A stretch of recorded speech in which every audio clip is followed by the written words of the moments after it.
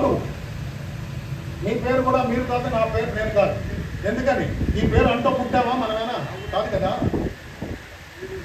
కాబట్టి పేరు మంది కాదు, శరీరం మంది కాదు. మరి శరీరం ఎవరిదన్నారు?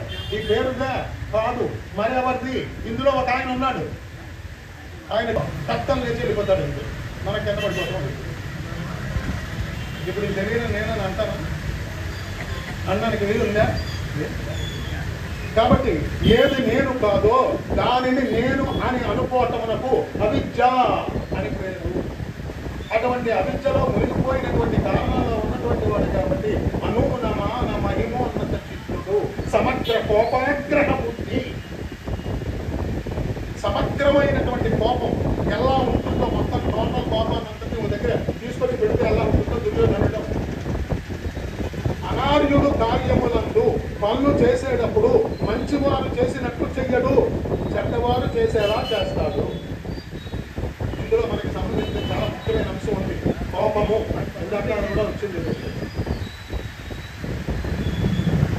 కోపము లేనప్పుడు మనం ఎలా ఉంటాం, కోపం ఉన్నప్పుడు మనం ఎలా ఉంటాం.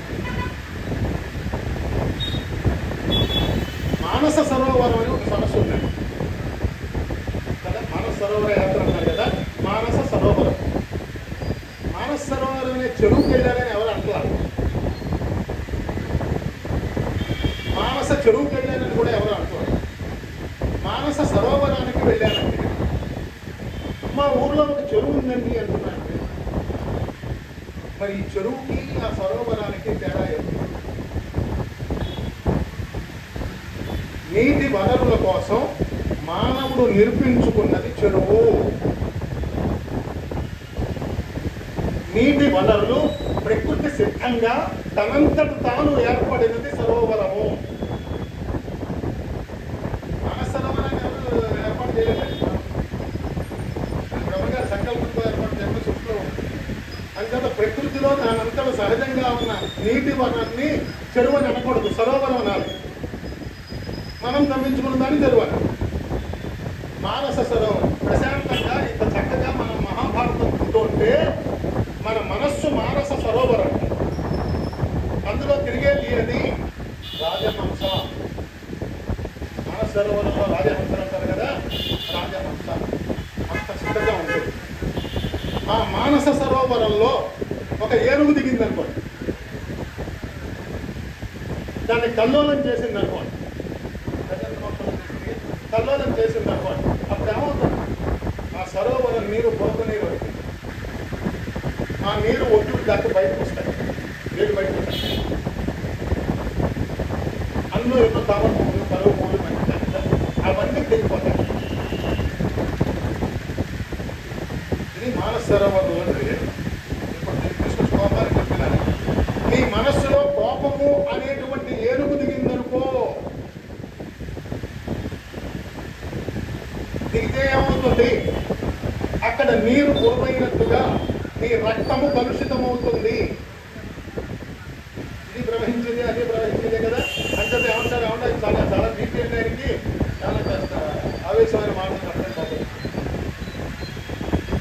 రక్తము కలుషితమవుతుంది. అది ఒట్లు దాటి నీరు యువతలకు వచ్చినట్టుగా నీ బీపీ పైకి లేస్తుంది. డాక్టర్ గారు చూపించారు బైబుల్. తర్వాత అక్కడ తామర తూట్లు తెగాయి అన్నారు, నీ నరాలు తెగుతాయి. కాబట్టి నీ మనస్సులో కోపము అనే ఏనుగుని తెలపడానికి ప్రయత్నం చేయవద్దు. ఇది ఉపదేశం.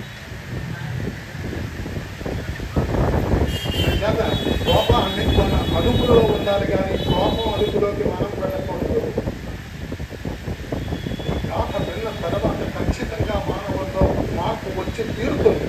అందుకనే ఉపదేశంతో కూడినది మహాభారతం. అనూనమాన మహిమోన్నత చిత్తుడు, సమగ్ర కోపాగ్రహ బుద్ధి, అనార్యుడు కార్యములను భర్త రాష్ట్రం. కాబట్టి ఈ అధర్మాన్ని నిలబెట్టడానికి ప్రయత్నం చేసేవారు ఎలా ఉన్నారు, ధర్మాన్ని నిలబెట్టడానికి ప్రయత్నం చేసేటువంటి వారు అలా ఉన్నారు. భయం అనేటువంటిది లేకుండా చీకటిగా ఉన్నటువంటి నర్తనశాలలోకి ఆర్య చెయ్య పట్టుకొని ప్రవేశించారు.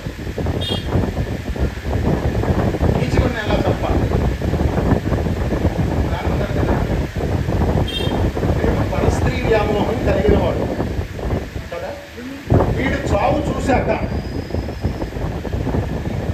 వీడి చావు చూసినటువంటి మరుక్షణంలో ఇంకా ఎవ్వరూ కూడా పరస్త్రీ వ్యామోహం కలిగి ఉంటే ఇలా చస్తాం అని తెలవాలి.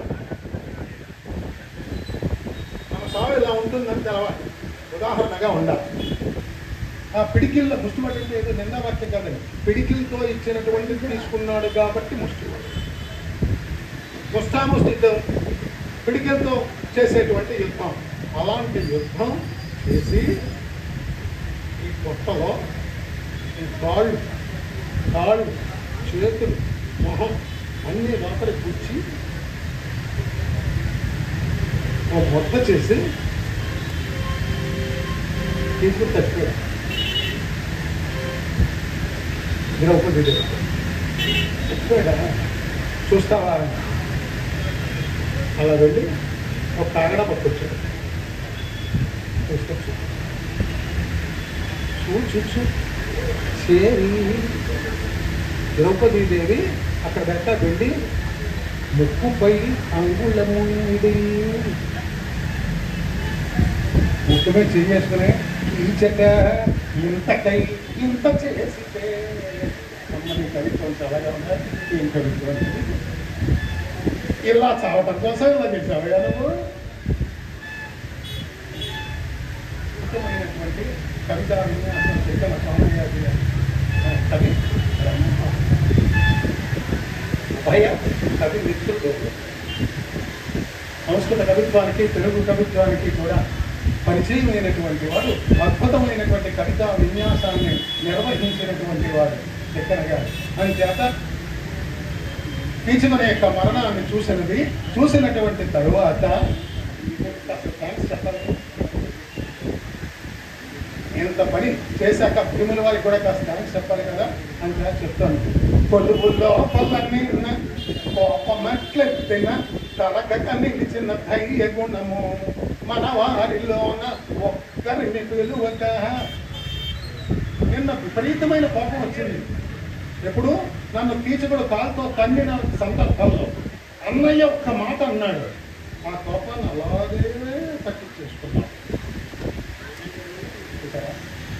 కాబట్టి నిన్న పొరుగులో నీ ప్రవర్తన, కరువుల్లో నిన్న కోపమట్లెత్తిన తలకక నిలిచిన ధైర్య గుణము నేడు చొచ్చి ఈ చీకట్లో ఈ నక్తంశాల్లోకి వచ్చి ఈ కీచకుణ్ణి ఇలా సంహరించినటువంటి నిన్ను ఒకటంగా నేనెంత దాన మహిత ఆనందం నిర్మగ్న హృదయనైతే.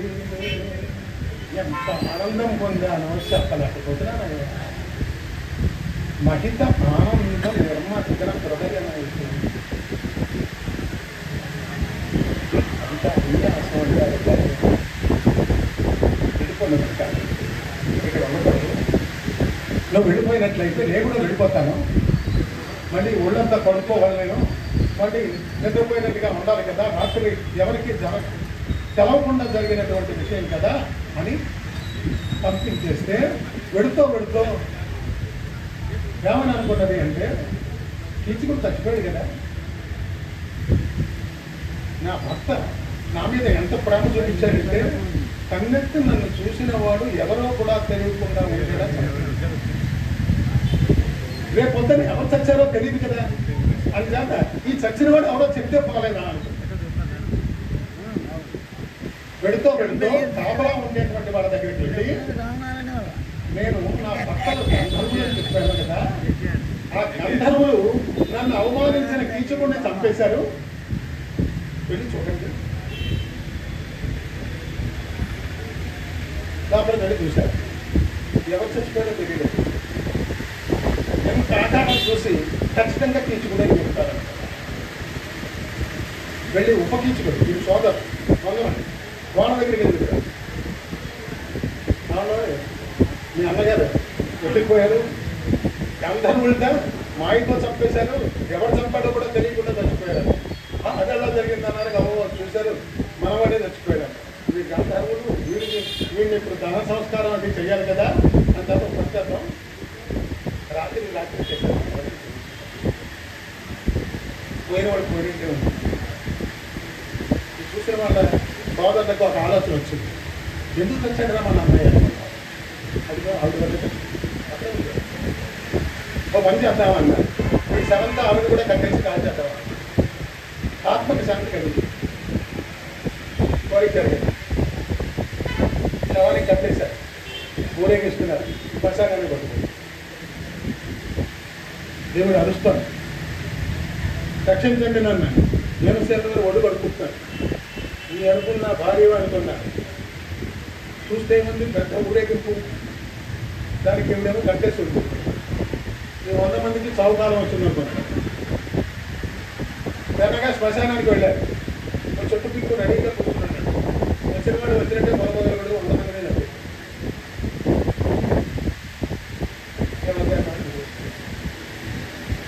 ఇంకేముంది, తీసుకుని చెప్తారు సార్, ఉపకీర్తనలు చెప్తారు. ఆయన చేత సుధేష్ణాదేవి రామ్మానం అవుతారు, నువ్వు మామూలుగానే అవుతాడమ్మా. ద్రౌపదీదేవి మా ఇంట్లో కాస్త మా పక్కన వదిలి వెళ్ళిపోతుంది. రేపు పొద్దున్న నా మొగుడు నీ వైపులా తలపైకి ఎత్తాడు అనుకో, ఎలా చస్తాడో తెలియకుండా చస్తాడు. ఎవరు చూస్తాడో తెలియదు, ఎవరు చస్తాడో తెలియదు. చాలా భయంగా ఉంది. వెళ్ళిరా న్యాయంగా ప్రవర్తించడం వల్ల అలా ఉంది. కానీ వాడు మహోపకారం చేసేటువంటి వాడు ఎక్కువ రోజులు ఉండండి, చాలా కొద్ది రోజులే ఉంటాను నేను, మీకు మహోపకారం జరుగుతుంది, నన్ను ఉంచుకుంటే అన్నారు. నేను ఉంచుకోనంటే ఎక్కడ చంపుతారో, నన్ను చంపుతారో మరి, ఉంచుకుంటే ఎవరు చస్తాడో అని భయం. అంచేత నువ్వన్నట్టే కానీ కాబట్టి మిగిలిన కాలం ఇక్కడే నిర్వహించడం కోసం, అజ్ఞాతవాస కాలంగా నిర్వహించడం కోసమని నిర్ణయించుకున్న దగ్గర మన కథ అవుదాం. పర్వంలో ఒకటి అందరికీ మా షిరిడి సాయి మందిరం తరఫున